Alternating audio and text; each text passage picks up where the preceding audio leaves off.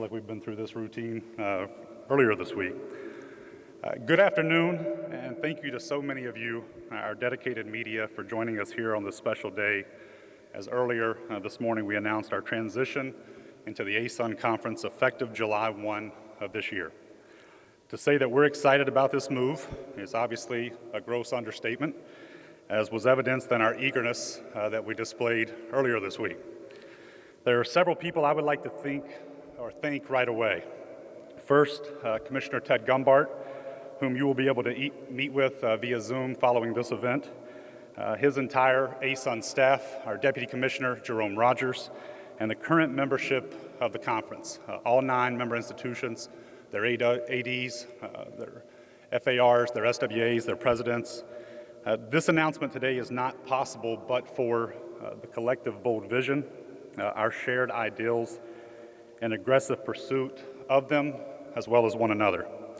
Similarly, today is not possible without the support of our entire Board of Regents, our President's Council, and our campus community. I am fortunate to work alongside an outstanding group of staff who, along with our donors, partners, and fans, assist outstanding coaches, support the best and brightest group of student athletes anywhere. I thank you all for your support as we make this transition. And finally, to the 2 gentlemen who are seated here with me today, thank you both for your advice, your counsel, as we discussed, contemplated, and ultimately agreed to make this move. Each of you pushed me to be better each and every day, and I'm fired up for our future and what we believe EKU Athletics can and should be.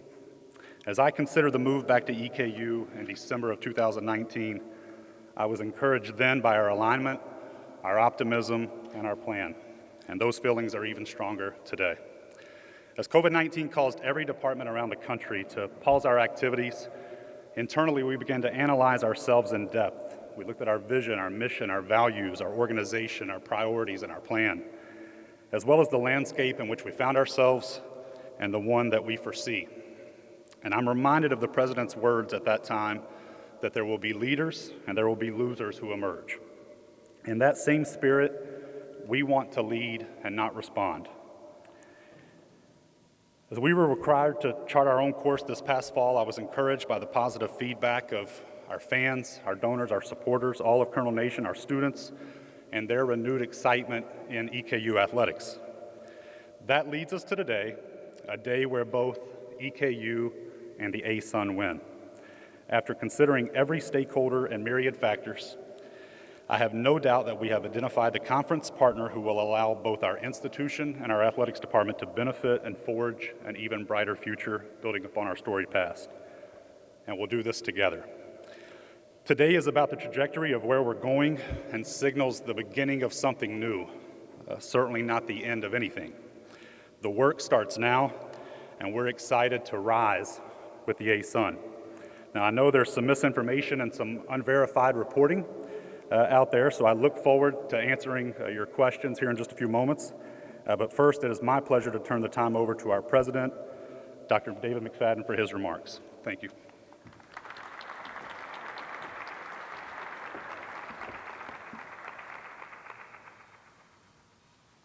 I appreciate that, Matt. For those here today, you don't come to moments like this with an institution with traditions and a history like ours without bold, convicted, and caring leadership. And that is what we have in our athletic director, Matt Roan. We have set a vision forward for the future, prioritizing our students, those students' experience, our fans, our donors, and the overall success of Eastern Kentucky University.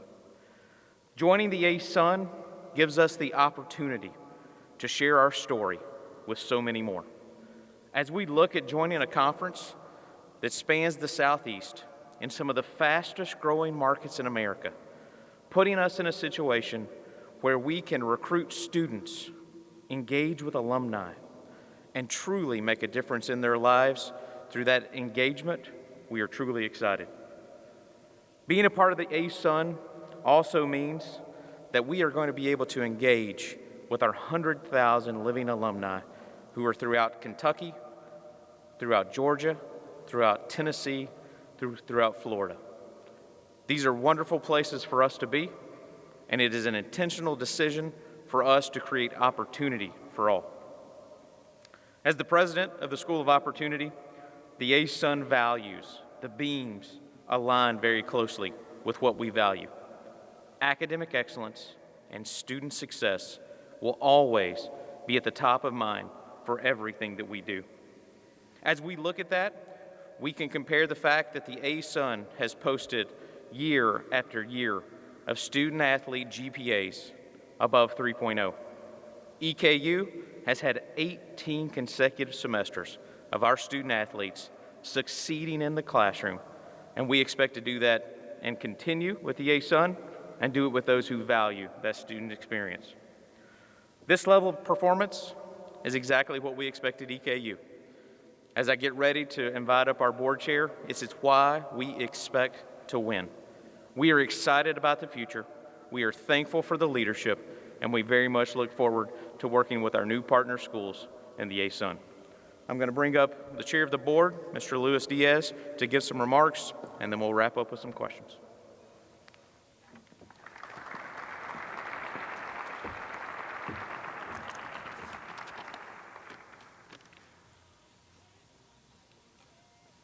These masks always get in the way. Good afternoon. Thank you for being here. This is a great day for EKU. We know that we have an incredible history at this institution. We have a great history here in Richmond on this campus.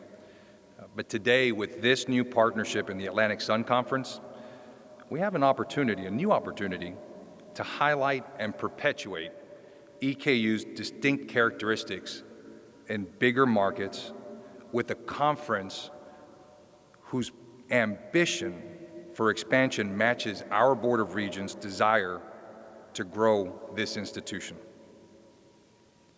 EKU is a special place. Our academic and our student life programming, they're unique, and they distinguish EKU from all other regional comprehensive universities. Our partnership with the ASUN will amplify that, and it'll amplify our ability to tell our story to more prospective students. I can tell you that as an alumni, as a former student athlete, when you wear the letters EKU on your uniform, or you hang an EKU diploma on your wall, it comes with a great sense of pride, with a great sense of history, achievement, and with great expectations. Colonels expect to win, whether it's in new student recruiting, equity and inclusion, mock trial, or the Olympic sports like beach volleyball, cross country, and soccer. We expect to win. And today, this transition, this move, it's a win. I congratulate Mr. Roan. Matt, your leadership and your relationships have made this opportunity possible. You've navigated EKU Athletics over the past year, and he has inspired the confidence in me that's, as the chair of the Board of Regents, that is necessary to endorse this type of transition. I have every confidence that Matt can navigate it and that he's put us in the best possible position to move our institution forward. President McFaddin, thank you for your partnership and your tireless work to elevate our school in all areas. In December, the President initiated the Book Smart Scholarship to provide free books to all students. Today, the President has delivered on another critical move. This is another step in a very bold journey to elevate our institution further and faster than we ever have before. I remain excited about what EKU will achieve with David as its president. To our student athletes, to our coaches, you all have continued to embrace change and accept challenge. Your resiliency is an example for all of us. Thank you. And thank you for opting in.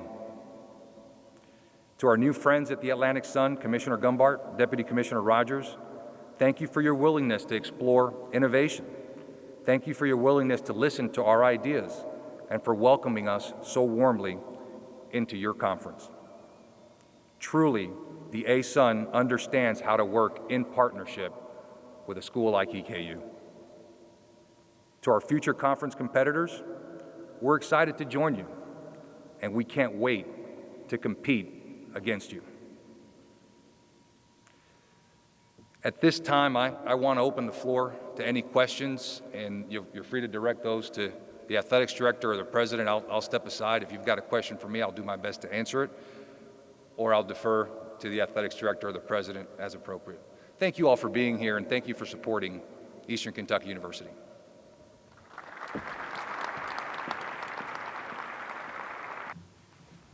Matt, one thing that I've seen on social media a lot of is people wondering about the rivalries with Morehead State, Murray State, and state rivalries. Do you have a plan set forth to try to keep those alive as you go forward? We have every intention to keep those rivalries alive. As we navigated this decision, again, I talk about myriad factors, and one of those factors was establishing new, spirited competitive rivalries, but at the same time, respecting what got us to this point. And to me, there's nothing exclusive about our conference affiliation, or they're not exclusive of one another, our conference affiliation and those opponents that we play who may be historic rivals. And so as I've had conversations with my peers in the OVC and other regional peers, we let it be known loud and clear that we would love to continue those rivalries in every sport, even though we're joining the ASUN effective July 1. Yes, sir.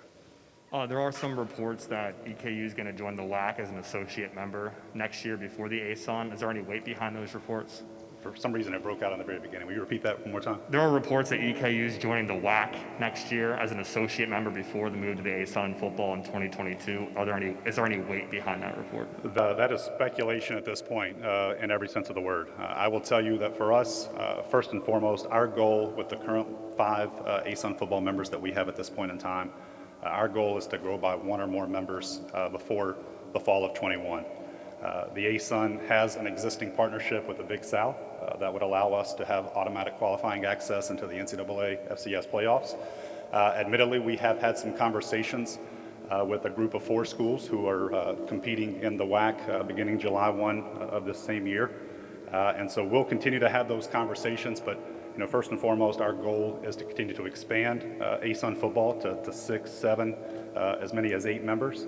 But if we're required to be creative in a scheduling partnership or in a scheduling arrangement, certainly not an affiliate membership in any way, we'll explore that at the appropriate time.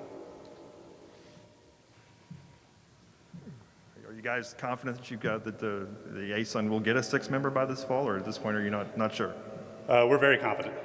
Those conversations are ongoing. I think we're encouraged by that, and we're optimistic that in its proper time and place that we'll have a member to move forward with in 21 and beyond. Can't help but notice, you're standing on the podium there, and behind you is the name Paul S. McBrayer, who helped form this league all these years ago, and now you're obviously 70-some years later leaving this league. There's got to be some sadness there with all the history and everything. I think any sadness or any nostalgia is kind of overcome by excitement and optimism for where we're going. When you look at our membership in the OVC, it's a membership that extended 73 years. There were 2 national championships. There were many conference championships, Commissioner's Cup awards, student athlete conference awards, and coach conference awards. Just a lot of comprehensive success. But I think in the same spirit, and that we were involved in the formation of this league 73 years ago in 1948, and really those conversations preceded that date, the same thing is happening now. And so I think that's a testament to EKU, the innovation that the institution and its leadership have had for a long time. And we're excited to be a founding member of ASUN football and one of 12 members on an outstanding mid-major league. With the new schools that you guys are going to be joining, the traveling is going to be quite extensive than what it has been over the years. Is that something, obviously, you guys kept in mind, but how, in terms of budgeting for travel for all these programs to make their way down to the Southeast Coast throughout the course of the year in all sports? Yeah, we've certainly done the math, both athletically and institutionally, and we've weighed those costs. And the one thing that I'll say is, at 12 members, we do have the opportunity and the plan to look at a divisional, regional scheduling format to where you're minimizing your expenses by not traveling to those further away destinations as often as you may be traveling to those that are closer. And keep in mind, if we do add 1 or 2 members, That puts us at 14, which allows for 2 7-team divisions. It allows for 14 schools to be divided with 7 two-person travel partnerships in that. And so we know that those things are going to keep those expenses down. But we've also at the same time been focused on the revenues. And we know the opportunity to negotiate a new and updated media rights agreement, some neutral site, classic type scheduling opportunities that will bring new revenue in, revenue sharing within the conference because it is located in Atlanta. We're optimistic that we'll be able to get some marquee corporate partners involved with us as well. And so our forecast shows net neutral, if not net positive, in making this move in terms of revenue and expenses. And then just a final one for me. Just overall, how difficult was it to just leave the OVC? EKU was one of the original programs that got this conference going. Just in general, how tough was it to be leaving the OVC here?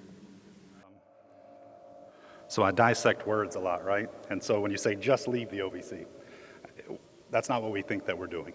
This is something that has been, I think, percolating on this campus for several years. Certainly since I arrived and began my employment here under these visionary leaders on February 1st, I've been challenged to think differently. I've been challenged to analyze what it is that we're doing. I've been challenged to look at not how we benefit ourselves, but how athletics can benefit the institution. And when you look at the alumni and the fact that 100,000 living alumni are in the ASUN footprint, when you look at where prospective students are located, and those growing states and growing cities that occupy this footprint. This is something that a lot of thought has gone into, a lot of deliberation, a lot of consideration, and we're very excited about the decision that we've made based on the facts and ultimately reaching this conclusion. Thank you. Matt, talk about the process of getting here, how it started, and then how it feels to finally, be here to announce this today. It was long. I guess that's the first thing that I'll say. I think that, the first really formal communication was probably about a year ago, where the three of us had the opportunity to visit with Commissioner Gumbart, his deputy commissioner, Jerome Rogers, and really just let each other know kind of what we were about. Again, I talked about the vision, what they were trying to establish, what we wanted to be a part of, those ideals, cost savings, revenue opportunity, student-athlete experience, rivalries, so many things that make that student-athlete experience a positive one. That's not me, I promise. And so it's really been, the better part of a year-long process in a more formal capacity. But I think things, as we were forced to kind of navigate our own course this past fall, it really started to take form a little bit better and ultimately got us to the point we are today. Do you have any short-term goals and then long-term goals as a university joining the ASUN? To win. Certainly I look at 10 head coaches, and I know not all of them could be here, but we did this with the best interest of every single one of our 16 programs in mind. We want to be competitively successful. We want to be academically successful. And we want to develop young men and women to be the best versions of themselves. And that's what this is about. That's what our mission is. And so we'll never lose sight of that. Our vision is to become a premier mid-major athletics department. That includes winning. That includes enhancing and renovating facilities. That includes on our own because we're creating revenue externally, growing our budget to support our programs. And then I think from an institutional standpoint, and certainly I'll invite the president up at your pleasure to speak to this, but this institution, we want it to grow. We want to do our part to be a part of the institution, not apart from the institution, to see our enrollment increase, to see our alumni engagement and our donor numbers go up. I think all of those things are short-term goals, but they lead to kind of those long-term solutions. Speaking of the 16 programs you just mentioned, when the move became official, what was the reaction from Samantha and AW and all the coaches and the student athletes? How excited were they to have a new challenge ahead of them? I certainly tried to do my part, and I'm looking, I see Sam back here in the corner. I'm glad you traveled safely back. I haven't gotten to see you this morning.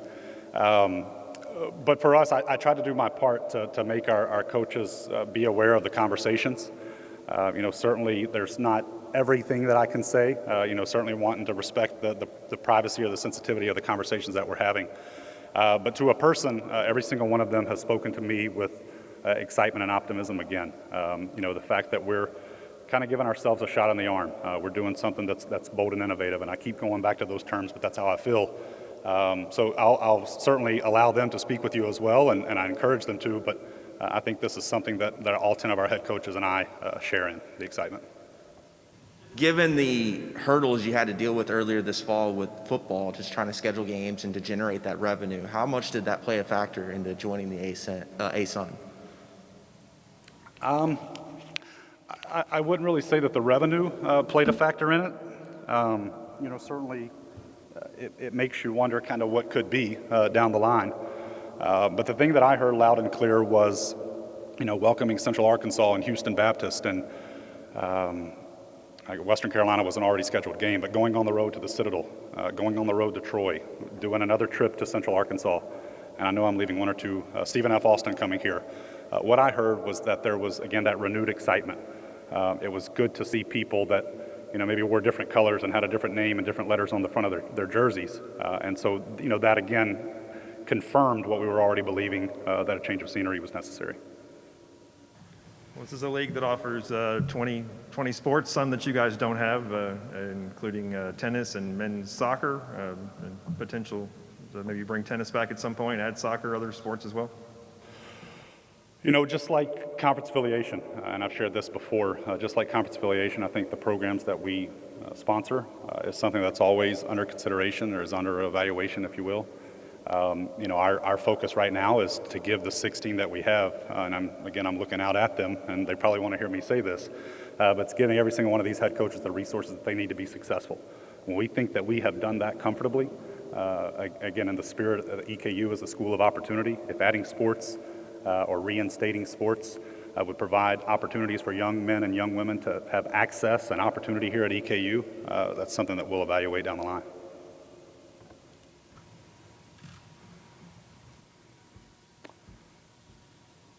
Anything else for me? All right, thank you all so much again for being here.